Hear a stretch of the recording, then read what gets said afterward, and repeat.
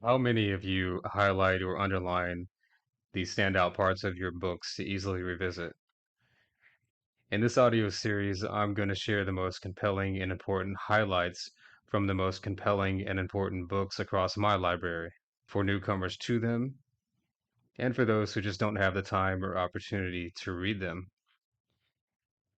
This is from Sean Carroll's book, The Big Picture, which is, in my opinion, the best big picture book about science that there is. This is going to be the part on complexity, starting page 226. Immanuel Kant, writing in 1784, mused, "There will never be a Newton for a blade of grass. Sure, you can invent unbending mechanistic rules governing the motions of planets and pendulums, but to account for the living world, you need to go beyond mindless patterns. There must be something that accounts for the purposive nature of living creatures. These days we know better. We even know who the Newton for the blade of grass turned out to be. His name was Charles Darwin." Essentially, every working professional biologist accepts the basic explanation provided by Darwin for the existence of complex structures in biological organisms. And the famous words of Theodosius Stabansky, "Nothing in biology makes sense except in the light of evolution." Ideas of evolution actually do go back to antiquity. The role of entropy or disorder in the development of complexity seems counterintuitive at first. The second law of thermodynamics says that the entropy of isolated systems increases over time. If the general tendency of stuff is to grow more random and disorganized, it might seem strange that highly organized subsystems come into being without any guiding force working behind the scenes. Of course, in open systems, exchanging energy and information with the outside world, of course, entropy or disorder can go down. But the emergence of complex structures on a place like the surface of the Earth is completely compatible with the second law, and it is silly to suggest otherwise. The Earth is an extremely open system, radiating into the universe and increasing its entropy total all the time. It's not just cups of coffee in which complexity grows and then fades as entropy increases. The universe as a whole does the exact same thing. It is today and between the far past and the far future when the universe is medium entropy but highly complex. The initially smooth configuration has become increasingly lumpy over the last several billion years as tiny perturbations in the density of matter have grown into planets, stars, and galaxies. Is it possible that there is a new law of nature yet to be found, analogous to the second law of thermodynamics, that summarizes the evolution of complexity over time? The short answer is we don't know. In both physics and biology, complexity often emerges in a hierarchical fashion. Small pieces conglomerate into larger units, which then conglomerate into even larger ones, and so on. Smaller units maintain their integrity while interacting together within the whole. In this way, networks are built up that exhibit complex overall behavior emerging from simple underlying rules.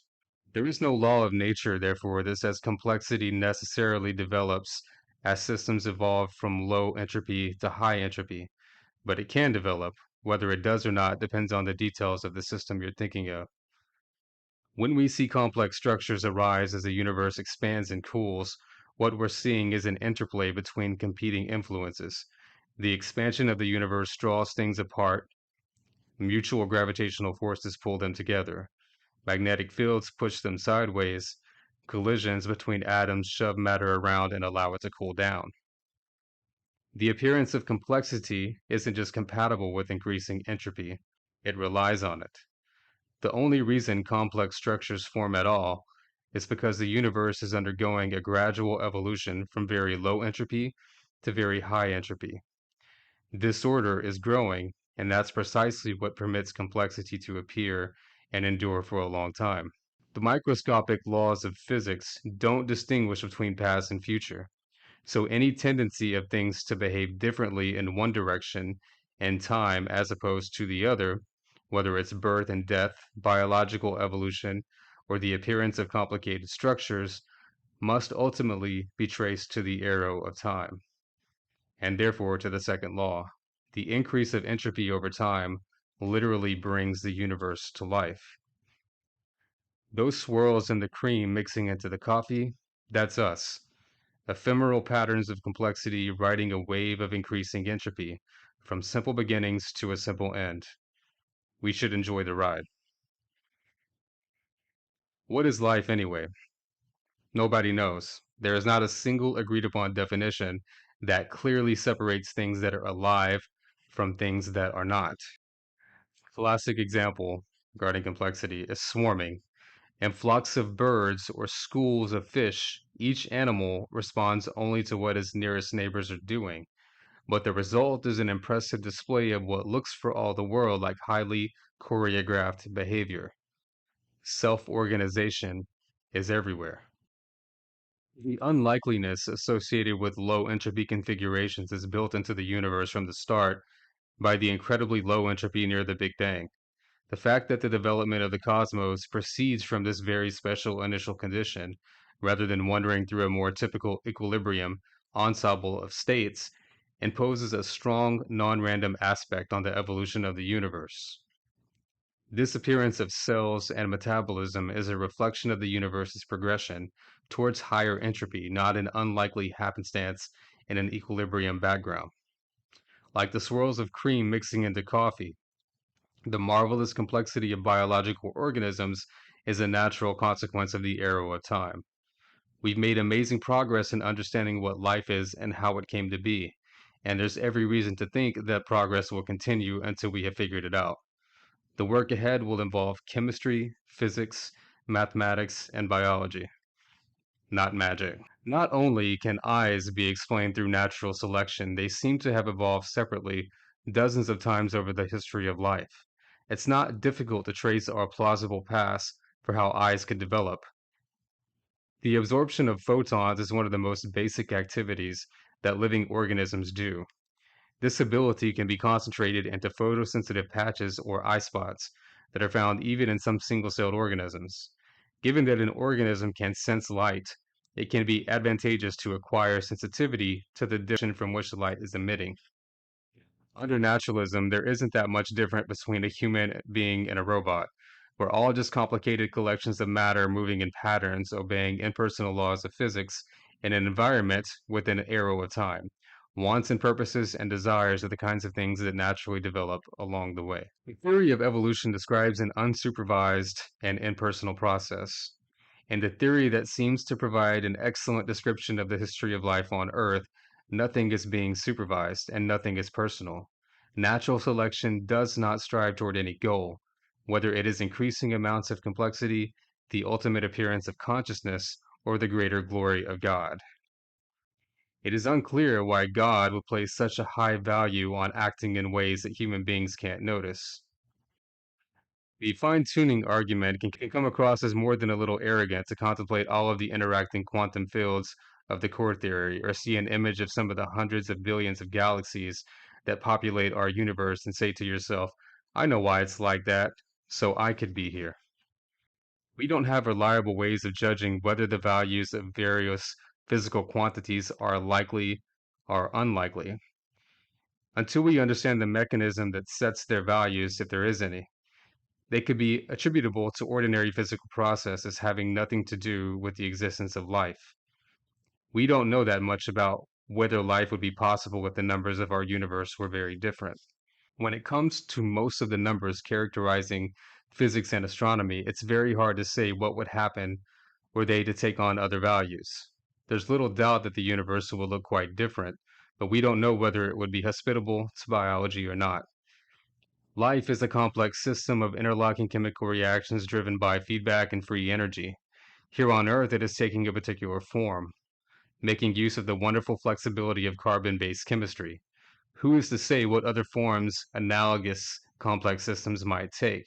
It could be an immense, living, intelligent cloud, as in the novel The Black Cloud, or a microscopic life forms that live on the surface of a neutron star, as in the novel Dragon's Egg. Nobody thinks that it's weird or finely tuned that the Earth is where we live. It's the spot that is most hospitable to life. That's the anthropic principle in action. In modern cosmology, the multiverse is not a theory at all. Rather, it is a prediction made by other theories. theories that were invented for completely different purposes. The multiverse wasn't invented because people thought it was a cool idea. It was forced on us by our best efforts to understand the portion of the universe that we do see. Two theories, in particular, move us to contemplate the multiverse: string theory and inflation.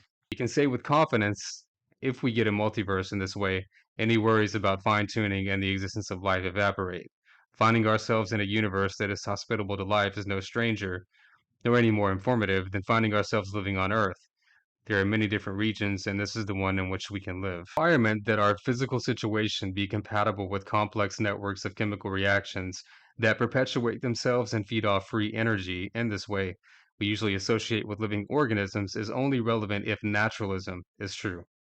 If anything, the fact that our universe does allow for these physical configurations should be taken to increase our credence for naturalism at the expense of theism. The physical parameters of our universe govern what can happen according to laws of physics, or the patterns that we identify in spacetime. But under theism, life is generally something other than a simple manifestation of the laws of physics.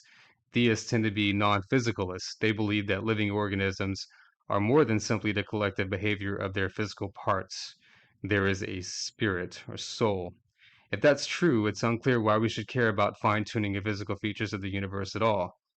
The physical world could behave in any way it pleases, and God could still create life and associate it with different collections of matter in whatever way he might choose.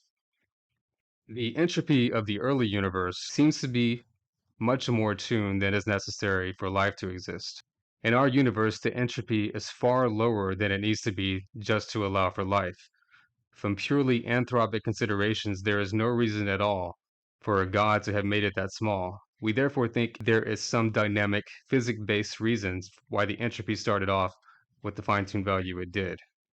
There are two heavier families of particles which don't play any part in life. Under naturalism, we would expect a variety of particles, some of which are important to life and some of which are not. That's exactly what we observe. It's hard to understand why life seems so unimportant in the final product. We live in a galaxy with more than 100 billion stars and a universe with more than 100 billion galaxies. All of this splendor is completely superfluous as far as life is concerned. The billions of galaxies that we can barely detect in our most powerful telescopes play no part in our existence. Theism predicts the most other stars and galaxies shouldn't be there at all. A theory gets credit for explaining features of the world only to the extent that it goes out on a limb and makes predictions for what the world should be like. In the course of explaining why God would want to make a universe like the one we see, we end up removing his special influence from it and falling back on purely physical mechanisms. If it's so easy to make a universe like the one we see, why rely on God at all? To get a more fair view of what theism would naturally predict, we can simply look at what it did predict before we made modern astronomical observations. The answer is nothing like what we actually observe. Pre-scientific cosmologies tended to resemble the Hebrew conception, with Earth and humanity sitting at a special place in the cosmos. Nobody was able to use the idea of God to predict a vast space with hundreds of billions of stars and galaxies, scattered almost uniformly throughout the observable universe. Perhaps the closest was Giordano Bruno, about an infinite cosmos among his many other heresies. He was burned at the stake. This ends on page 313. Thanks so much for listening. If you enjoyed, please don't forget to like and subscribe. Thank you.